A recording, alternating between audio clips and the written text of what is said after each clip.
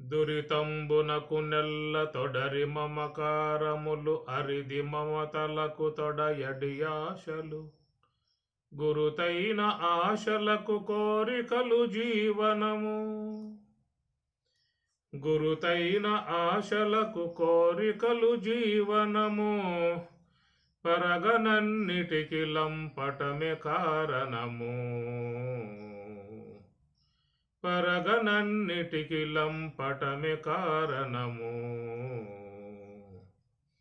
కడువడుచు సొరనేల కాళ్ళు కడుగగనేల కడలేని జన్మ సాగర మీద నేల కడువడుచు సొరనేల కాళ్ళు కడుగగనేల కడలేని జన్మ సాగర మీద నేల తుదలేని లంపటము దుఃఖహేతువు దుఃఖ మొదులైన తాపములకుండగా చోటు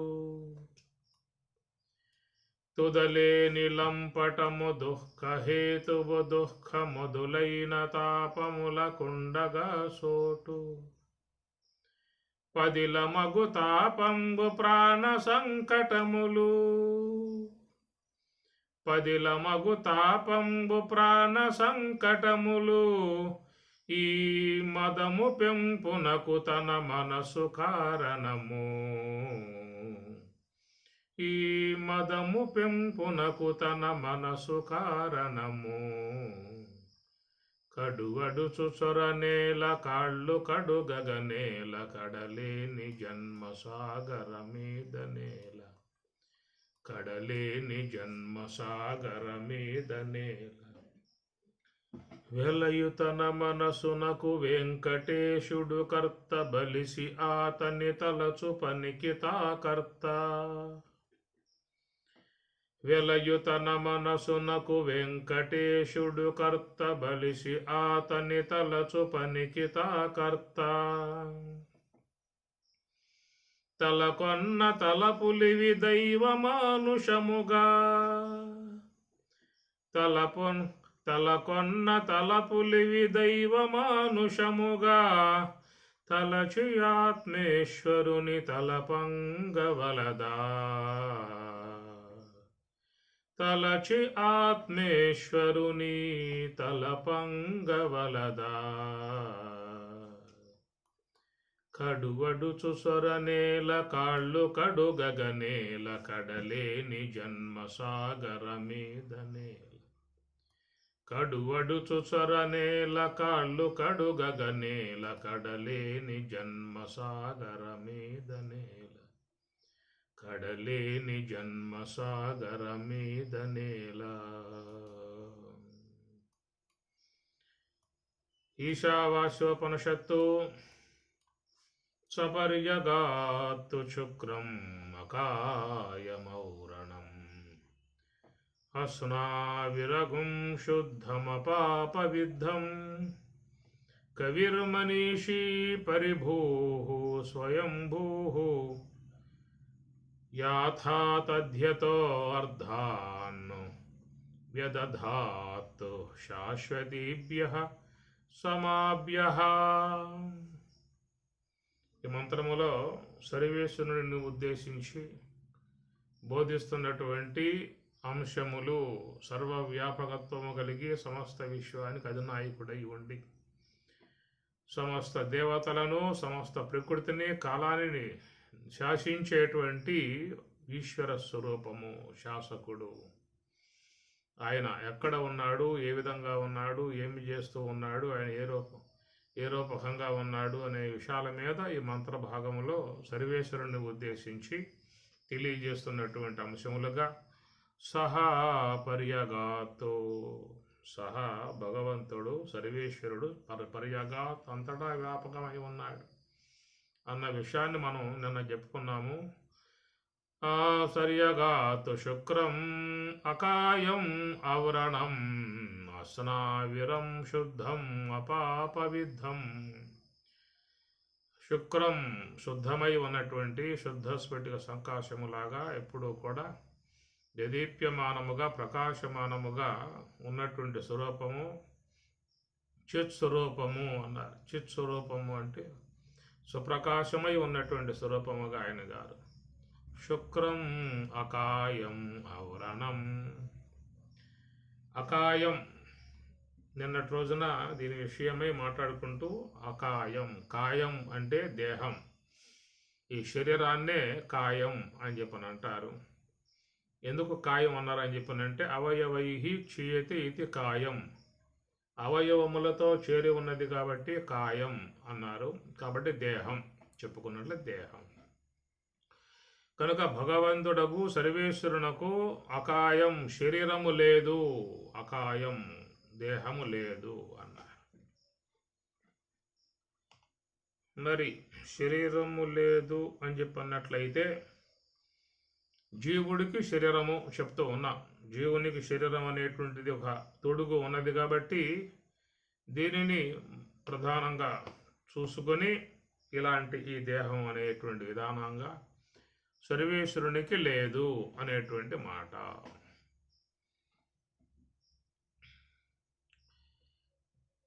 సర్వేశ్వరునికి శరీరము అనేదిగా విశ్వాన్ని పోలుస్తారు.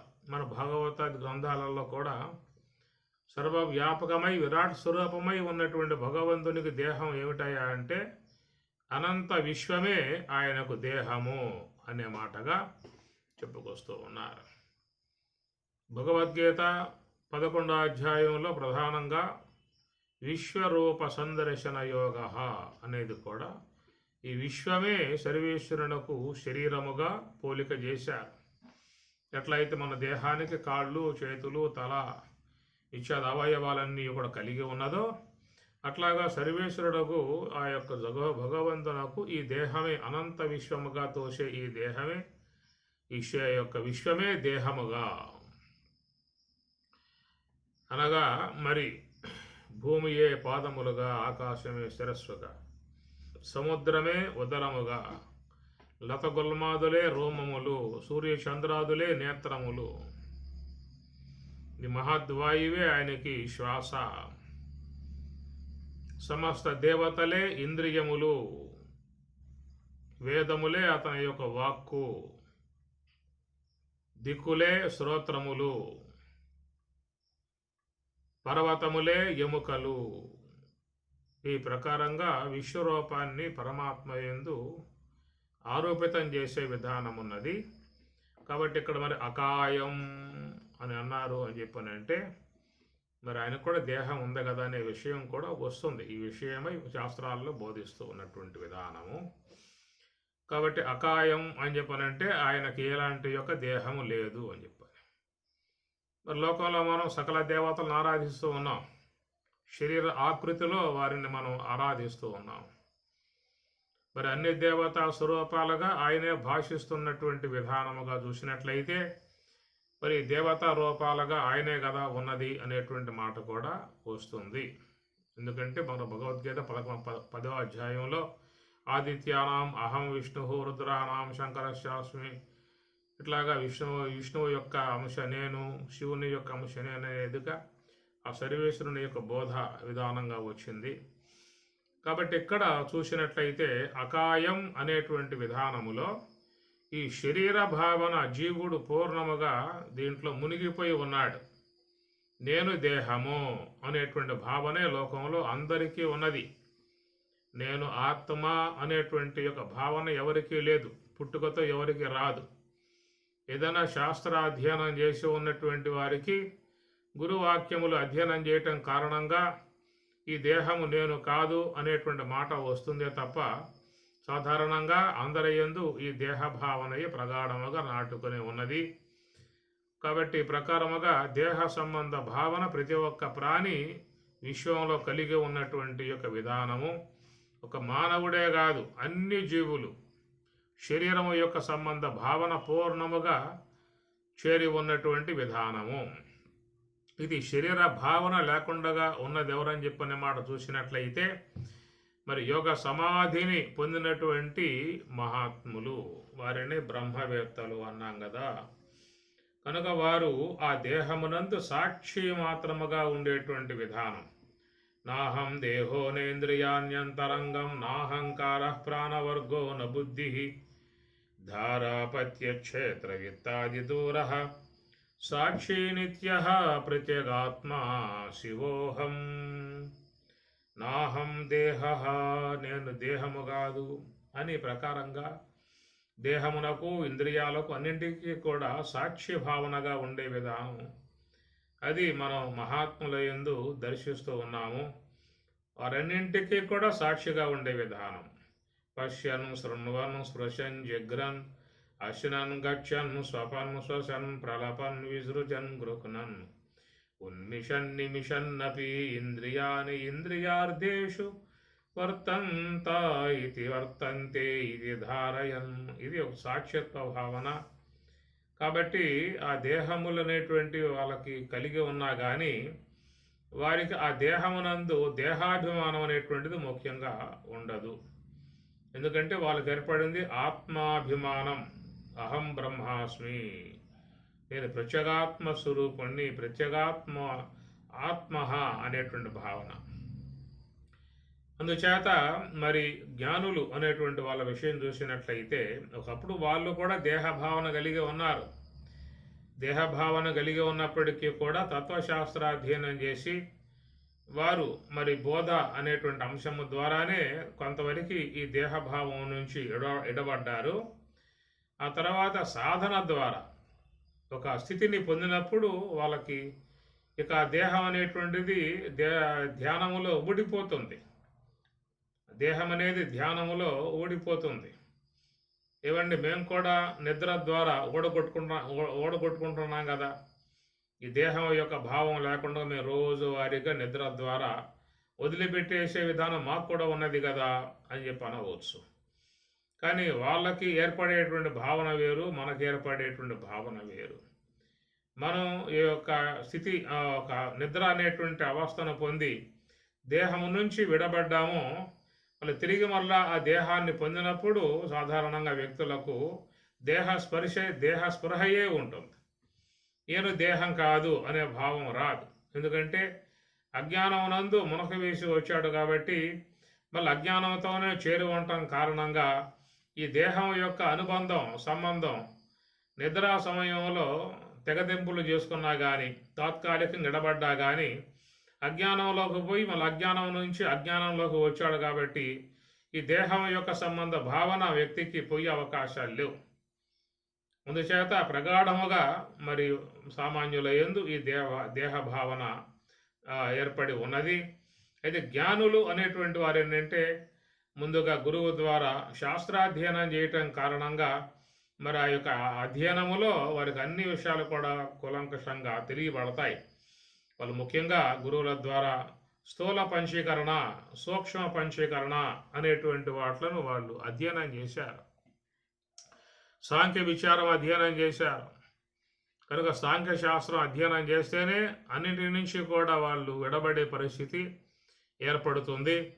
కనుక ఈ శరీరం అనేటువంటిది ఎట్లా ఏర్పడింది, సూక్ష్మదేహం ఎట్లా ఏర్పడింది, ఇవన్నీ ఏ విధంగా కలిగి ఉన్నాయి, ఇవన్నిటిలో ఏవేవి చేరి ఉన్నాయి, ఏ ఏ భూతముల వల్ల ఉత్పన్నమయ్యాయి అనే విధానంగా అధ్యయనం చేశారు. కాబట్టి వాళ్ళలో భావన ఈ దేహము అనేటువంటిది కేవలం పంచభూత అంశముల యొక్క వాటి సారాంశముగా ఏర్పడ్డటువంటి అంశము అని చెప్పని, అటనే సూక్ష్మ దేహం అనేటువంటిది కూడా రాజసిక సాత్విక అంశములతో ఏర్పడ్డటువంటిది అని చెప్పి ఇట్లా చక్కగా అధ్యయనం చేసి విడబడ్డారు. కాబట్టి ఇటు జ్ఞానము ద్వారా విడబడి ఉన్నటువంటి విషయం కొంతవరకు అయితే తర్వాత సాధన ద్వారా స్వరూపానుభవం నుండి అనుభవమును పొందటం కారణంగా వాళ్ళు పూర్తిగా దేహభావం నుంచి విడబడేటువంటి విధానం. కనుక దేహాభిమానం అనేటువంటిది ఎట్లా పోతుందండి అనేది కూడా మనం ప్రశ్న వేసుకుంటూ ఉంటాం. అది ఎట్లాగో పోయే విధానాలు కాదు. ఎందుకంటే ఆ యొక్క అజ్ఞాన సంబంధమై ఏర్పడ్డటువంటి ఈ స్థూల దేహం అజ్ఞానం యొక్క ఆవరణంలో ఉన్నంతకాలం వాళ్ళకు ఈ దేహ భావనయే ఎక్కువ శాతం పనిచేస్తూ ఉంటుంది. విశ్వంలో ఒక మానవుడే కాదు, అన్ని జీవులలో ఈ యొక్క దేహ సంబంధ భావన ఏ జీవినైనా పట్టుకో, అది విలబల్లాడిపోతుంది, భయపడిపోతుంది, తప్పించుకునే ప్రయత్నం చేస్తుంది, పారిపోయే ప్రయత్నం చేస్తుంది, ప్రాణములు కాపాడుకునే ప్రయత్నం చేస్తుంది. కనుక ఆ దేహ తాదాత్మ్య భావన ఒక మానవునికే వచ్చింది కాదు, విశ్వంలో అన్ని ప్రాణులకు వచ్చినటువంటి విధానం. అన్నీ కూడా వాటి జీవనాలని కాపాడుకోవడానికి, మన దేహాన్ని కాపాడుకోవడానికి ఎంత పరుగులు చేస్తాయో, ఎంత ఉరుకుతాయో, ఎంత భయపడతాయో, ఎంత పరుగులు తీసి తనను కాపాడుకోవడానికి ప్రయత్నం చేస్తాయో మనం చూస్తూ ఉంటాము. ఇది ప్రకృతి ద్వారా ఏర్పడ్డటువంటి ఈ భావన ప్రతి ప్రాణి యందు ఉన్నటువంటి విధానము. కాబట్టి అలాంటి యొక్క భావనే మానవుని యందు కూడా ఆ యొక్క భావన బాగా ఏర్పడి ఉన్నది. అందుచేత అజ్ఞానం ద్వారా ఏర్పడేటువంటి యొక్క భావన, అజ్ఞానం ఆవరణం అవిద్యలో ఉన్నంత వరకు అది పోయే విధానం కాదు. మనం ఒకవేళ ఎంత శాస్త్రాధ్యయనం చేసినా కానీ, అహం బ్రహ్మాస్మి అని చెప్పి అన్నా కానీ, మళ్ళీ అది కాస్త పక్కన పెట్టేశాము అంటే వ్యవహార విధానంలో పూర్ణముగా వచ్చేస్తాం. ఇది అంత తేలిగ్గా వదిలిపోయే విధానం కాదు. ఎందుకంటే మనం మూలంలోనే చేరి ఉన్నాం, మూలా విద్యలో చేరి ఉన్నాం. మరి ఆ మూలా విద్యలో చేరి ఉన్నంత వరకు మరి ఆ దేహం యొక్క సంబంధ భావన ప్రగాఢంగానే ఉండిపోయే విధానము. అయితే మహాత్ములకు ఎందుకు లేకుండా పోయిందనే విషయం చూసినట్లయితే, వారు ఆ మూలా విద్య నుంచి, అజ్ఞానాభరణం నుంచి, కారణదేహం నుంచి వాళ్ళు ఎడబడ్డారు. కారణదేహం జడబడి మహాకారణంలోకి వాళ్ళు ప్రవేశించారు. అందువల్ల వాళ్ళు పూర్ణముగా దాని నుంచి విడబడినటువంటి దానము అవుతుందన్నమాట. ఈ దేహం రావటం గల కారణం ఏమిటనే విషయంగా చూస్తే, మరి ఈ అజ్ఞానం అనేవాడేటువంటి దాని ద్వారా ఏర్పడ్డటువంటిది ఈ స్థూల దేహం. అజ్ఞాన కార్యము అన్నారు. స్థూల సూక్ష్మములు రెండు కలుగుటకు మూలమగు అజ్ఞానము అని నారాయణ శతకము. కాబట్టి అజ్ఞాన కార్యముగా ఉన్నటువంటి ఈ స్థూల దేహము, సూక్ష్మదేహం రెండు కూడా చెప్పుకొచ్చారు. అందువల్ల అజ్ఞాన కార్యముగా ఏర్పడ్డటువంటి స్థూల దేహం మరి అజ్ఞానంలో, మూలా విద్యలో, తమస్సులో, కారణదేహంలో చేరి ఉన్నంత వరకు ఈ భావన, దేహ భావన అనేటువంటిది తప్పనిసరిగా ఉంటుంది. కనుక మాకు పోలేదే, ఎంతో కాలంగా దీని గురించి విచారిస్తూ ఉన్నాం కదా అనేటువంటి భావనగా ఉండవచ్చు. అనేది పోదు. ఎందుకంటే మూలంలోనే నువ్వు చేరి ఉన్నది మూలా విద్యలో. మరి మూలా విద్యలో చేరి ఉన్నప్పుడు తత్సంబంధమై ఉన్నటువంటి కార్యమగు దేహమునందు ఆ భావన ప్రగాఢంగానే చేరుకొని ఉంటుందనేటువంటిది. కాబట్టి ఇది ఎట్లా ఎడబడే విషయం అని చెప్పనంటే, నువ్వు కారణదేహం ఉపాధి నుంచి విడబడి మహాకారణంలో పోగలిగితే అప్పుడు నువ్వు విడబడే అవకాశం ఏర్పడుతుంది. ఎందుకంటే ఈ మహాకారణం అనేటువంటిది విద్య, అది సర్వేశ్వరుని యొక్క ఉపాధి. అది విద్య అనేది సర్వేశ్వరుని యొక్క ఉపాధి. విద్యాంచ రాబోయే మంత్రాలలో మనకి విషయాలు వస్తాయి. అందుచేత అవిద్య అనేటువంటి అంశముతో జీవుడు చేరి ఉన్నాడు, విద్య అనే అంశముతో ఈశ్వరుడు చేరి ఉన్నాడు. కాబట్టి నువ్వు ఒకవేళ నివృత్తి మార్గము ద్వారా, హంస యొక్క ఆశ్రయం ద్వారా ఏ యొక్క అవిద్య అనేటువంటి ఆవరణం యొక్క ఉపాధిలో చేరి ఉన్నావో, అట్టే నీవు ఆ ఉపాధి నుంచి బయటపడి మహాకారణం ఈశ్వరుని యొక్క సన్నిధికి నువ్వు పోగలిగితే అప్పుడు ఈ యొక్క అజ్ఞాన కార్యమై ఉన్నటువంటి ఈ దేహభావం నుంచి పూర్తిగా విడబడే అవకాశము ఏర్పడుతుంది. మరి బ్రహ్మవేత్తలుగా, జ్ఞానులుగా చెప్పుకుని రమణ భగవానుల వాళ్ళు లాంటి వాళ్ళు ఎలా ఎడబడగలిగారు అని చెప్పనంటే, వాళ్ళు కారణదేహ ఉపాధి నుంచి ఎడబడి మహాకారణం ఈశ్వర ఉపాధిలోకి పోగలిగారు. కాబట్టి ఆ యొక్క ఈశ్వరోపాధులుగా ఉన్నటువంటి వారు వాళ్ళు చెబుతారు, నాహం దేహో అని చెప్పని అంటారు. అకాయం అనేటువంటిది వాళ్ళకు అనుభవరూపకంగా వస్తుంది.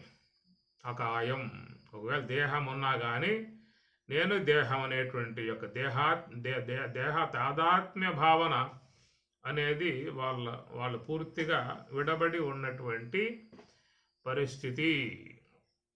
కాబట్టి మహాకారణం అనే దాని ద్వారా ఒకవేళ స్థూల దేహం ఏర్పడి ఉన్నట్లయితే నువ్వు మహాకారణమునందు ఉన్నా కానీ నీకు దేహాభిమానం పోయే అవకాశం లేదు.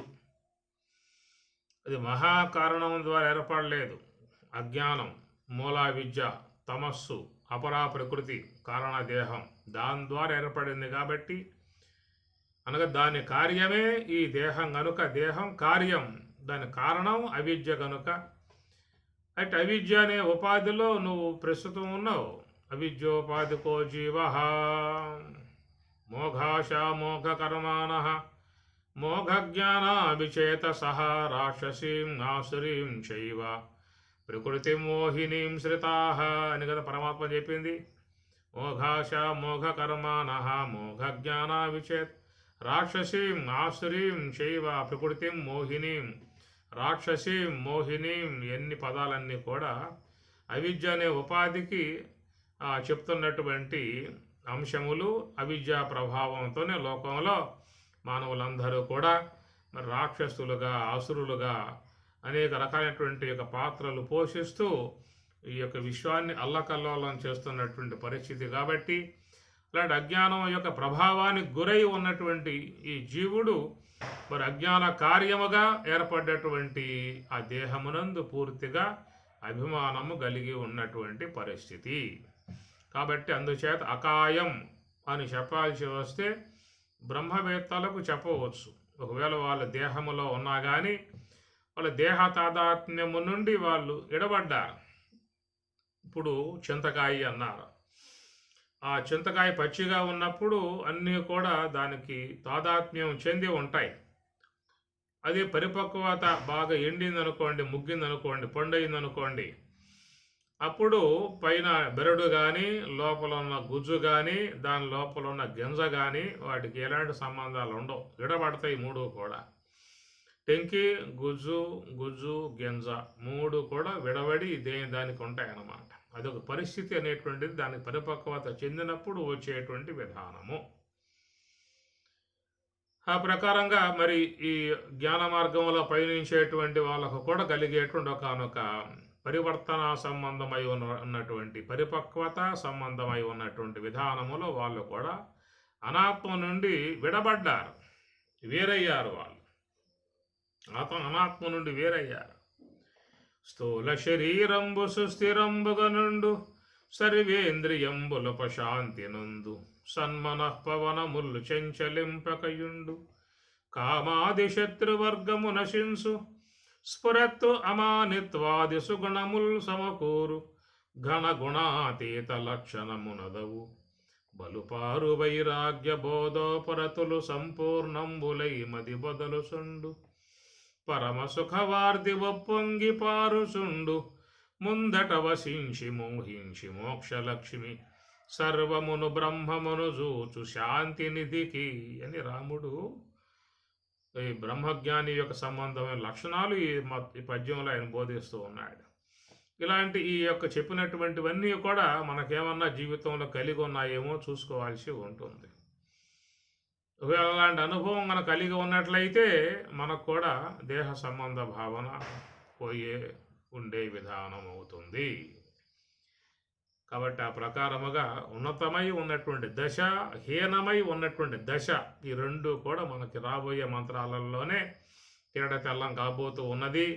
అక్కడ ఆ విషయాలు చక్కగా వస్తాయి. మనకి ఈశ్వర సంబంధమై ఉపాధి యొక్క విద్య, జీవుని యొక్క సంబంధమై ఉన్నటువంటి యొక్క ఉపాధి యొక్క అవిద్య, ఈ రెండింటి అంశాలు మనకు రాబోయేటువంటి మంత్రాలలో 3 మంత్రాలలో చెప్పుకురాబోతారు ఈ మహర్షుల వారు. కాబట్టి ప్రకారముగా అకాయం అని అన్నారు అని చెప్పనంటే మరి విశ్వవ్యాపకమై ఉన్నటువంటి సర్వేశ్వరునకు, తేజోమయమై ఉన్నటువంటి సర్వేశ్వరునకు, పర్యగాత్ అంతటా వ్యాపకమై ఉన్న సర్వేశ్వరునకు అసలు శరీరం చెప్పే అవకాశం కాదు. అనంత స్వరూపుడు ఆయనకి. ఇంకా దేహం చెప్పాలంటే ఎంత చెబుతా దేహం ఆయనకి.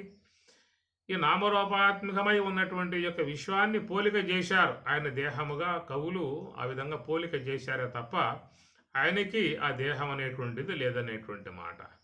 ఎట్లా అని చెప్పనంటే ఎవరైతే ఏ మహాత్ములైతే తన యొక్క జీవభావన వీడి మరి యోగ సమాధి ద్వారా ఈశ్వర భావన పొంది ఉంటారో అట్టి మహాత్ములకి ఒకవేళ దేహం ఉన్నా కానీ ఆ దేహ సంబంధ భావన వాళ్ళకి ఉండదు, దేహాభిమానం వాళ్ళకి ఉండదు. ఎడబడ్డారు. ఎలా ఎడబడ్డారు అని చెప్పనంటే అజ్ఞాన కార్యమై ఉన్నటువంటి దేహం కాబట్టి అటు అజ్ఞాన ఉపాధి అనేటువంటి దాని నుంచి వాళ్ళు దాటుకొని వేరొక ఉపాధిలో ప్రవేశించారు.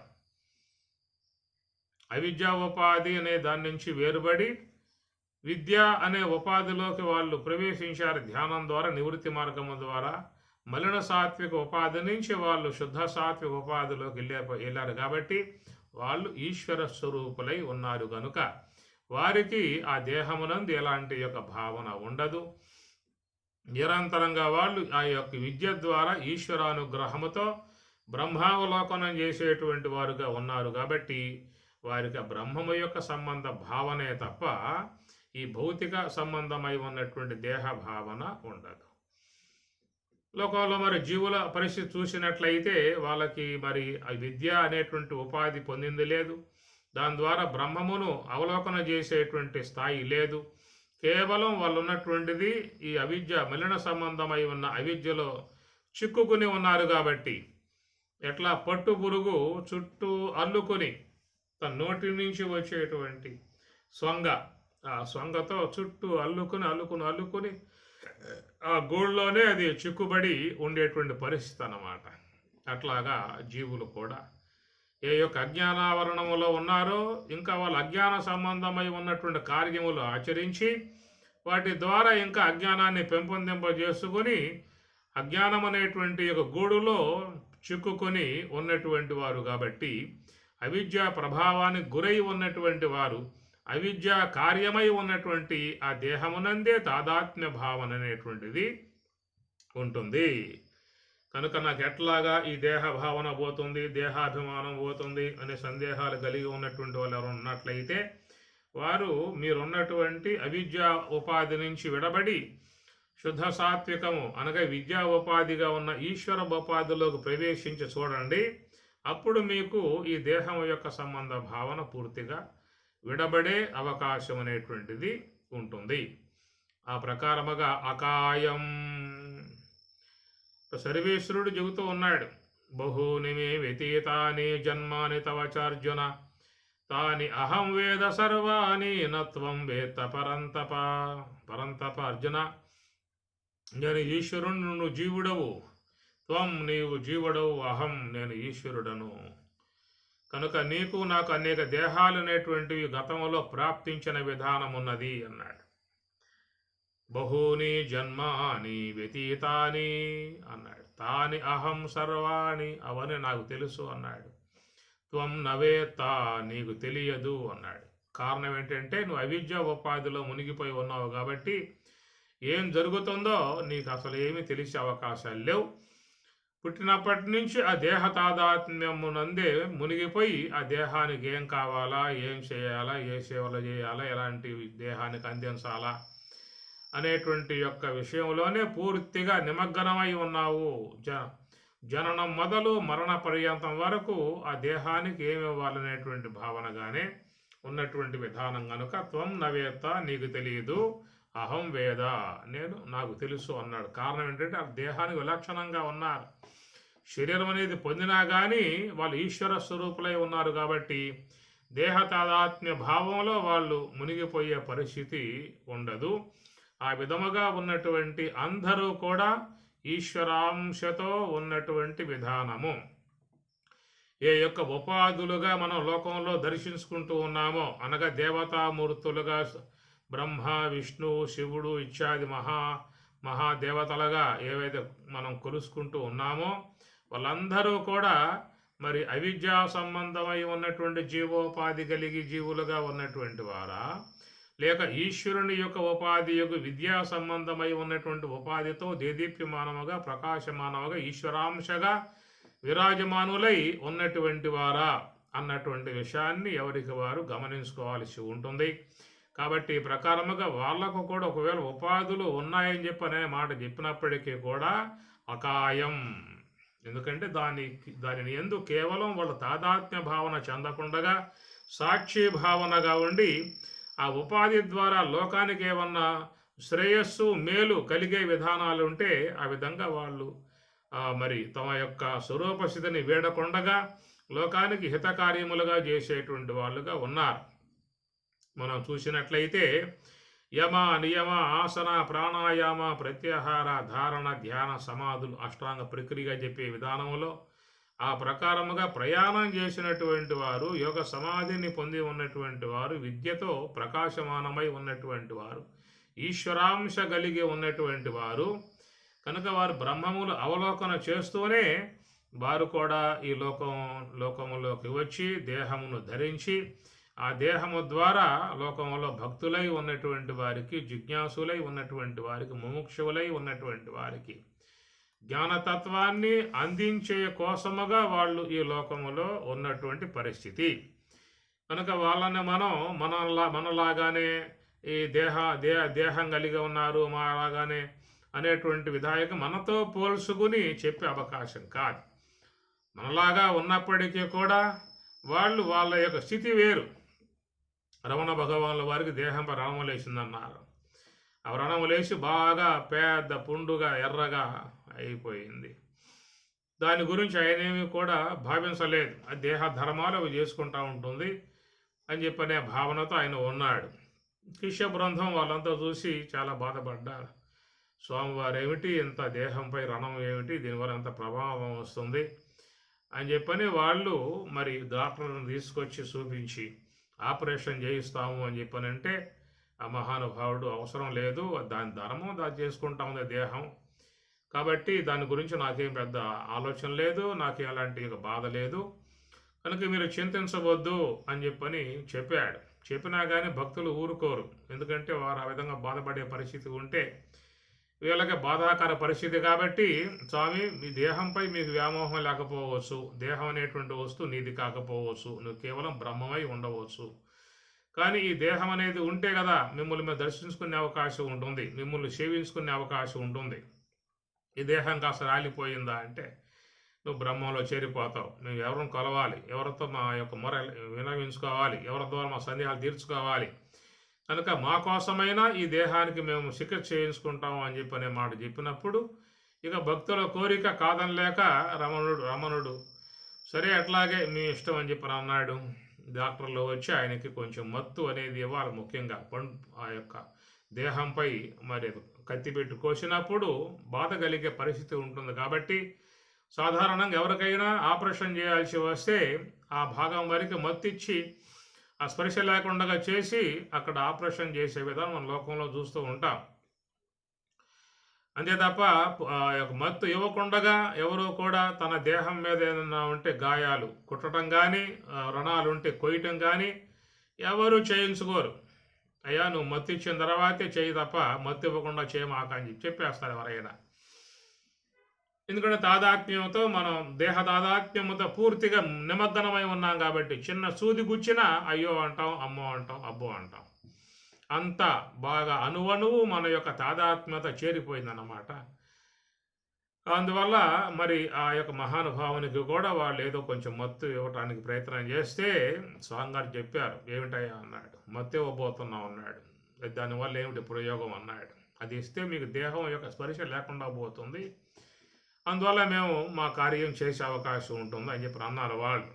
కాబట్టి మీ దేహం తెలియకుండా పోవాలి అంతే కదా, కాబట్టి నా దగ్గర అది ఉన్నది, మీరు మత్తి అవసరం లేదు అని చెప్పని ఆ దేహం యొక్క విధానం నుంచి విడబడి ఎక్కడో లోపల యోగ సమాధిలో ఉండిపోయాడు.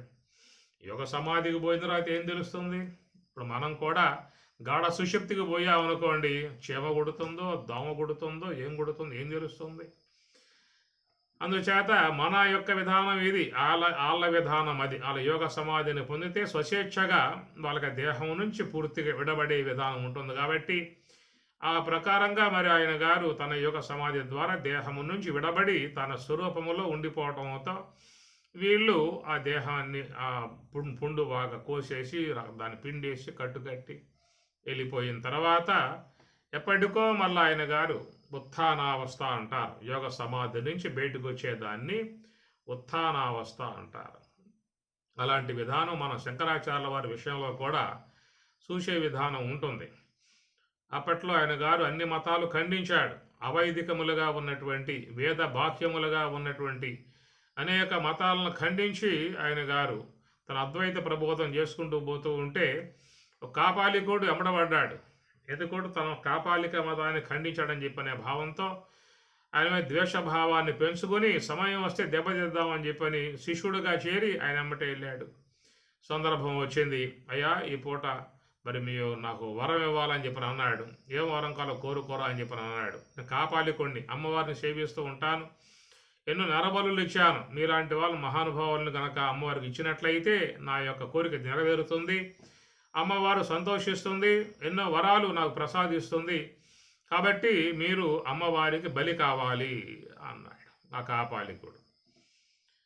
సరే, శంకరాచార్యుల వారు కూడా మాట ఇచ్చాడు, కోరుకోరా అని చెప్పి అన్నాడు. కోరిన తర్వాత అట్లా కాదురా అని చెప్పి అనడానికి అవకాశాలు లేవు. వాడు కూడా చెప్పింది ఏమిటి, మిమ్మల్ని అమ్మవారికి బలిస్తాను, అమ్మవారికి నివేదనగా సమర్పిస్తా అని చెప్పి అన్నాడు. సరే, మంచి పని, ఇంతకాలం ఏదో జీవించాం, మరి యొక్క అమ్మవారికి నివేదనగా అయిపోవడం కూడా సంతోషం అని చెప్పని శంకరాచార్య వారు ఒప్పుకున్నాడు. ఆ తర్వాత ఆయన తీసుకువెళ్ళి అమ్మవారి ఆలయంలో యథావిధిగా పూజలు జరిపి చివరికి ఆయన్ని అమ్మవారికి బలి ఇవ్వబోతూ ఉన్న సందర్భంలో ఒక్కసారిగా మరి నరసింహస్వామి వారు ఆవేశమై శిష్యులలో పరుగున వచ్చి ఆయన కాపాడుకున్నటువంటి పరిస్థితి అన్నమాట. ఆ సందర్భంలో చూసినట్లయితే మరి అన్ని పూజలు అయిపోయిన తర్వాత, అయ్యా ఇక అన్ని పూజలు అయిపోయాయి, ఇక మిమ్మల్ని అమ్మవారికి నివేదనగా సమర్పించడమే పని, అందుచేత మీరు వచ్చి ఈ బలిపీఠ మీద కూర్చున్నట్లయితే నేను అమ్మవారికి బలిస్తా అని చెప్పని అన్నాడు. అయితే కొంచెం ఆగమన్నాడు, ఒక 5 నిమిషాలు.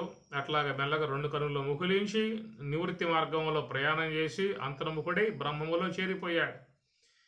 ఆ విధముగా బ్రహ్మములో చేరిపోయిన తర్వాత ఆయన దేహాన్ని ఆ ప్రకారంగా అమ్మవారికి బలివ్వటానికి ప్రయత్నం చేస్తున్న సందర్భంలో శిష్యులలో ఆ భగవంతుడు ప్రవేశించి యోగక్షేమం వహామ్యహం అన్నాడు. కాబట్టి తన భక్తులను కాపాడుకోవడం ఆయన యొక్క బాధ్యత కనుక తన పద్మపాదుని యందు ఎవరయందో ప్రవేశించి పరుగున వచ్చి కాపాడుకోవడం జరుగుతుంది. అటు శంకరాచార్యుల వారు కూడా ఆ సందర్భంలో మరి అంతర్ముఖుడై బ్రహ్మములో చేరిపోయి ఉన్నటువంటి పరిస్థితి నుంచే ఆ దేహాన్ని అమ్మవారి ఇవ్వటానికి సిద్ధపడ్డాడు కాపాలికుడని శంకర విజయంలో వచ్చేటువంటి యొక్క అంశం అది. ఈ ప్రకారముగా ఆ దేహము నుండి ఎడబడేటువంటి యొక్క పరిస్థితి అనేది యోగులకు బ్రహ్మ జ్ఞానులకు ఉండేటువంటి విధానము.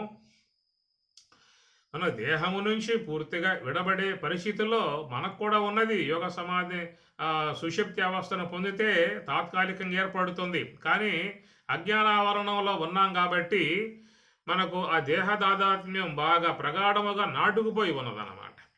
వాళ్ళు అజ్ఞాన ఆవరణం నుంచి నివృత్తి మార్గము ద్వారా మహాకారణాశ్రయం ద్వారా వాళ్ళు మహాకారణాశ్రయాన్ని పొందారు.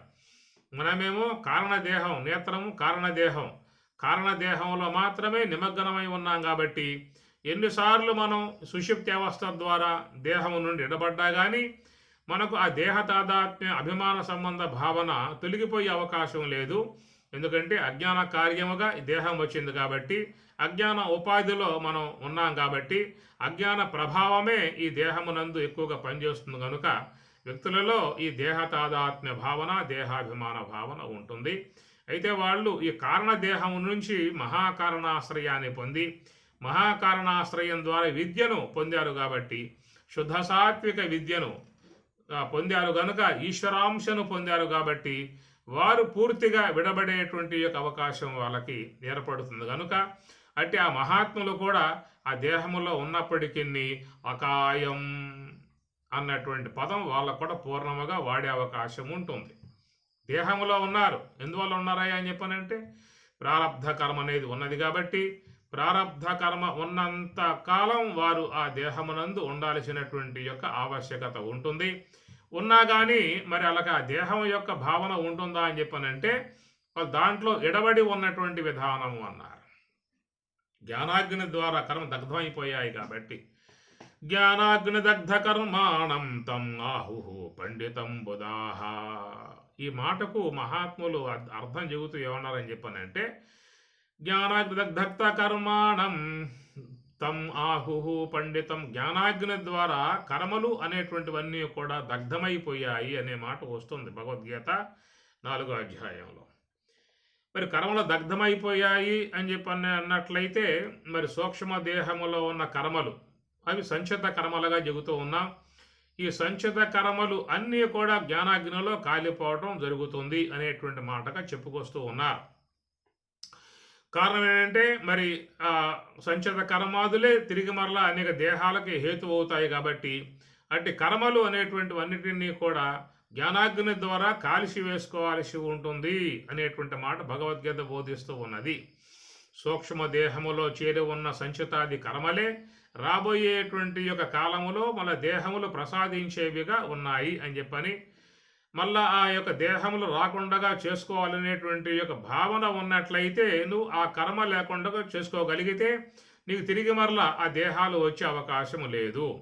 కనుక ఈనాడు ఈ దేహం అనేటువంటిది ఎట్లా అయ్యా అంటే ప్రారబ్ధం అనేటువంటి కర్మే ఈ దేహ రూపముగా ఉన్నది అని చెప్పని, ఈ దేహం పోయిన తర్వాత తిరిగి మరలా సూక్ష్మ దేహంలో ఉన్న సంచిత కర్మయే ప్రారబ్ధ కర్మగా వస్తుంది. ఈ దేహాలు ధరించే విధాన పరిస్థితి ఏర్పడుతుంది అనేటువంటి మాటగా నువ్వు సూక్ష్మ దేహములో ఉన్న బీజములు కర్మలు దగ్ధం చేసుకున్నట్లయితే నీకు మళ్ళా ఈ దేహాలు వచ్చే పరిస్థితి ఉండదు. ఇది మనకు భగవద్గీత ద్వారా తెలియజేసేటువంటి అంశం. సంవిన్మాత్రశితశ్చాహం శితోస్మి. శంకరాచార్యుల వారు కూడా తన గ్రంథములో మనుష్య పంచుకొని చెప్పుకొస్తారు. భూతం భావిష దుష్కృతం ప్రదహత సంవిన్మయే పావకే. సంవిన్మయే పావకే జ్ఞానాగ్ని ద్వారా అనేక జన్మలుగా ప్రాప్తించి ఉన్నటువంటి యొక్క సూక్ష్మ దేహంలో ఉన్న కర్మను దగ్ధం చేయడం జరుగుతుందని చెప్పి అన్నారు. కానీ ఈ ప్రారబ్ధాయ సమర్పితం, కానీ ప్రారబ్ధ కర్మ మాత్రం అట్లాగే ఉంటుంది అనేటువంటి మాటగా చెప్పుకొస్తున్నటువంటి అంశం అన్నమాట. అయితే ప్రారబ్ధ కర్మ అనేది ఉన్నది కాబట్టే వారికి ఆ దేహం నిలిచి ఉన్నది. సంచిత కర్మతో పాటు ప్రారబ్ధ కర్మ కూడా పోయి ఉన్నట్లయితే ఆ క్షణంలోనే వాళ్ళ దేహం రాలిపోయి ఉండేది. కేవలం వాళ్ళ బ్రహ్మములో లీనమై ఉండిపోయేవాళ్ళు. ఈ విధంగా జరిగి ఉన్నట్లయితే మరి బ్రహ్మము యొక్క అనుభవాన్ని పొందినటువంటి యొక్క మహాత్ములు ఆ క్షణంలోనే బ్రహ్మములో చేరిపోయి దేహం వదిలిపెట్టేసి ఉన్నట్లయితే ఇక వాళ్ళు బయటకు వచ్చే అవకాశం లేదు. బ్రహ్మము యొక్క సంబంధమై ఉన్న సమాచారం ప్రజలకు భక్తులకు అందే అవకాశం లేదు.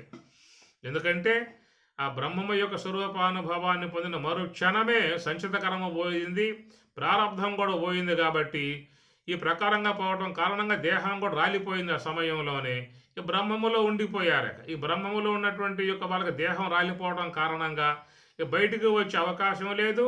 ఈ యొక్క భక్తులకు సంబంధమై ఉన్నటువంటి యొక్క జ్ఞాన సంబంధ అంశాన్ని బోధించే అవకాశం లేదు. కాబట్టి అందుచేత సంచిత కర్మ మాత్రమే దగ్ధమవుతుంది, ప్రారబ్ధం మాత్రం వాళ్ళకి మిగిలి ఉంటుంది.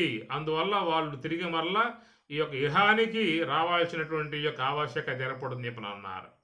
ఒకవేళ వాళ్ళు ఆ విధంగా వచ్చినా కానీ మరి ఏ యొక్క ప్రారబ్ధానుగుణ్యముగా దేహం ఉన్నదో ఆ దేహము యొక్క సంబంధ తాదాత్మ్యమును పొందకుండా వాళ్ళు విడబడి ఉన్నటువంటి పరిస్థితిగా చెప్పుకొస్తున్నారు మహాత్ములు. దానికి ఏం చెప్పారని చెప్పానంటే, ఉదాహరణ, ఒక రాజుగారు ఉన్నారు.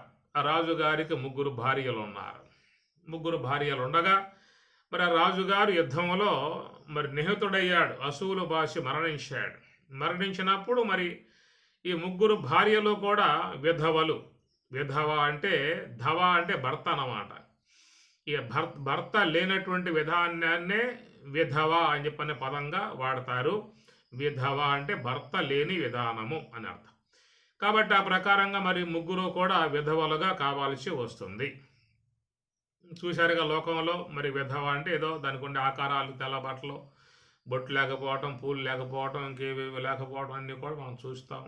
ఆ విధంగా ఉన్నటువంటి ఆకారం కలివాలని విధవలుగా భావించుకునే విధానము. అయితే ఏంటంటే ఆ 3 భార్యలలో చిన్న భార్య అనేటువంటి ఆమె గర్భవతిగా ఉందట.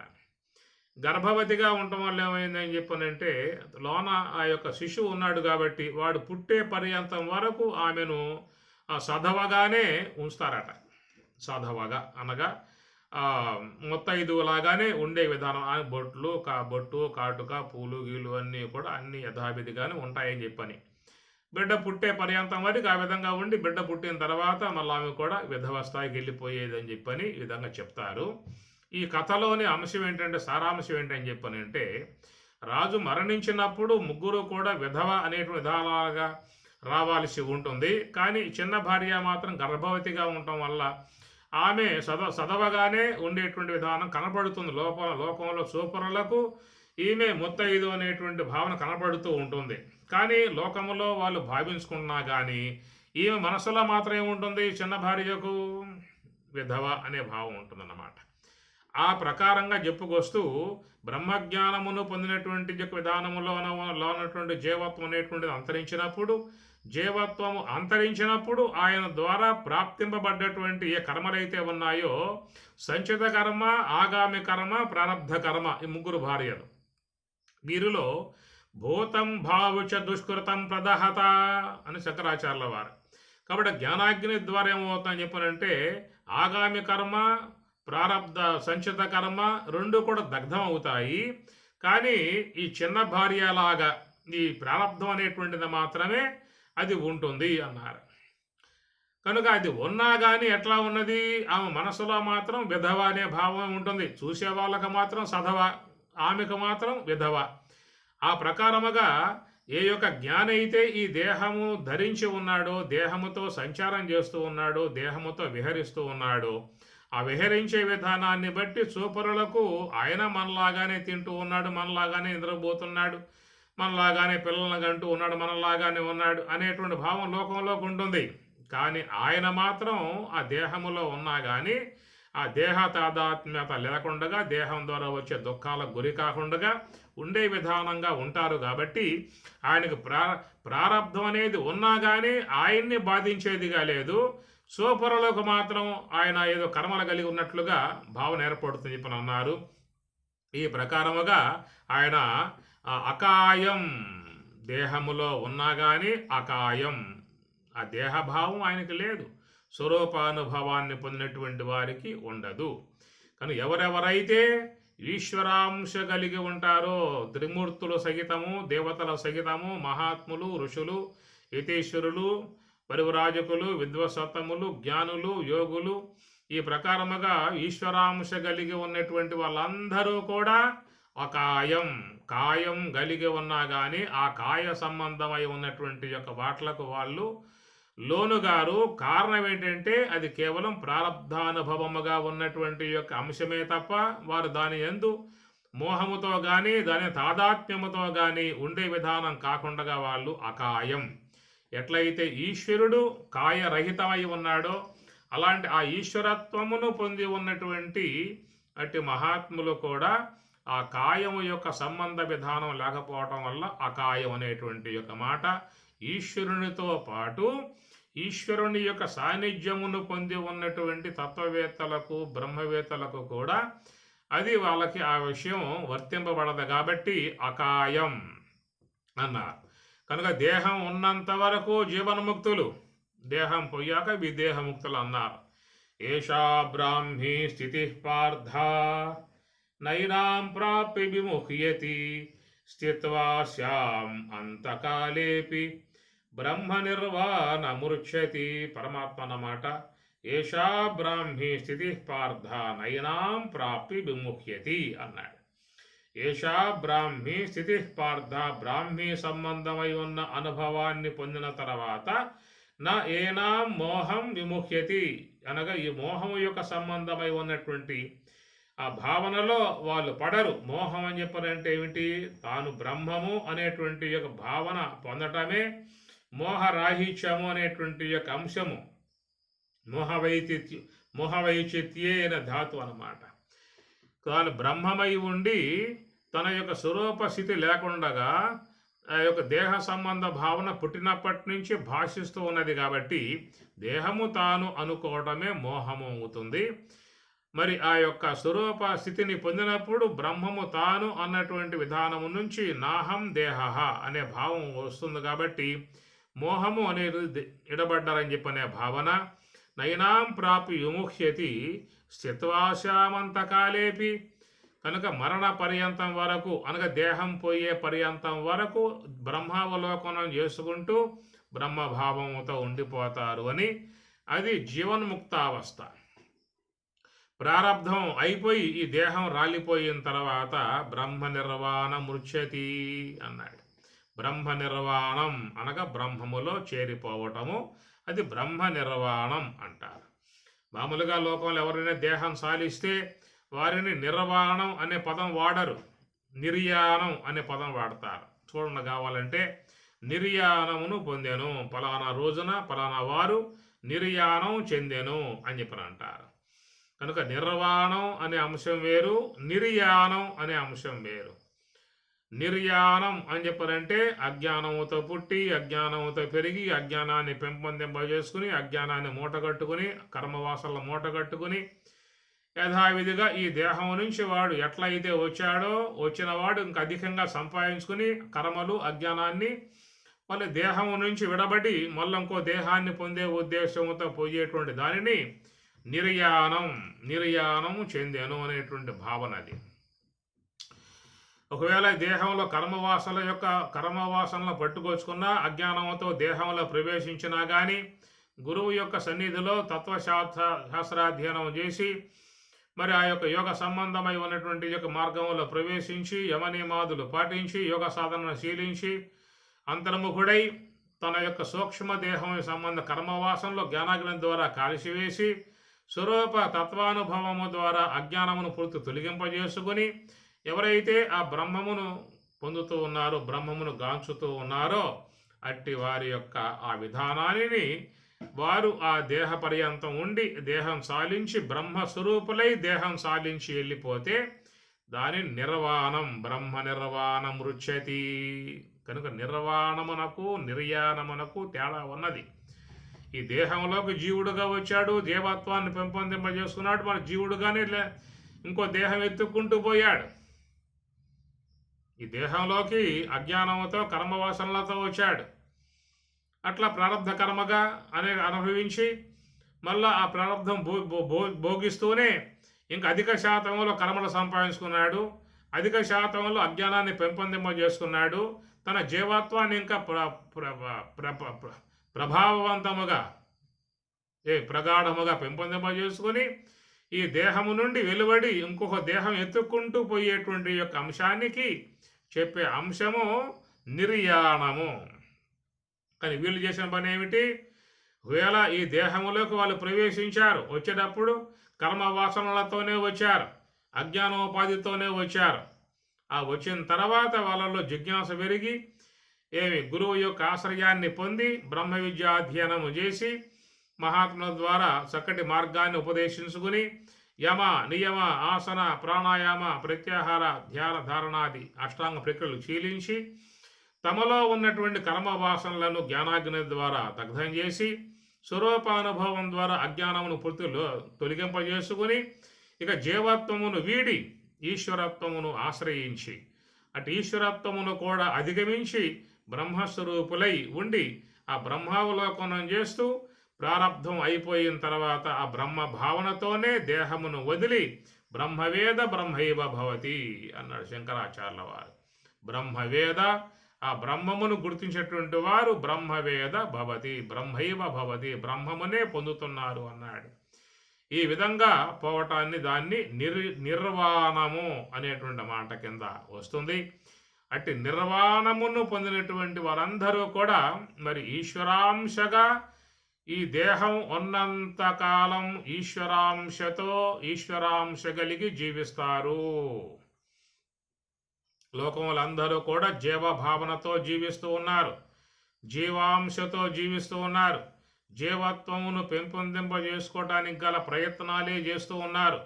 కర్మ సంచితాదులు ఇంకా అధిక శాతంలో పెంపొందింపజేసుకోవటానికే జీవిస్తూ ఉన్న విధానము ఇతర మానవుల యొక్క అంశమైతే మహాత్ములు నివృత్తి మార్గము ద్వారా ఈశ్వరాంశమును వాళ్ళు పొంది అటు ఈశ్వరాంశతోనే లోకములో తన జీవనములు కొనసాగించుకుంటూ ఉన్నారు. ఆ ఈశ్వరాంశ కలిగి ఉన్నారు కాబట్టి బ్రహ్మమును అవలోకన చేసేటువంటి యొక్క అవకాశం వాళ్ళకి మిక్కుటముగా ఏర్పడి ఉన్నది. కనుక జీవితం ఉన్నంతకాలం ఈశ్వరాంశతో ఉండి బ్రహ్మమును అవలోకన చేసేటువంటి వారుగా ఉన్నారు. కాబట్టి వారిదేమో బ్రహ్మావలోకనం చేసేటువంటి యొక్క అంశము, సామాన్య మానవులదేమో విశ్వము యొక్క అవలోకన చేసేటువంటి యొక్క అంశము. జీవత్వమును కలిగి ఉన్నంతకాలం ఈ జీవులు విశ్వమును అవలోకన చేయటమే తప్ప మరొక వైపుకు పోయే అవకాశం లేదు. కనుక అవిద్యోపాధిగా ఉన్నటువంటి యొక్క జీవత్వము విశ్వమును అవలోకన చేసేటువంటి యొక్క వైపుకే అది తీసుకుపోతుంది.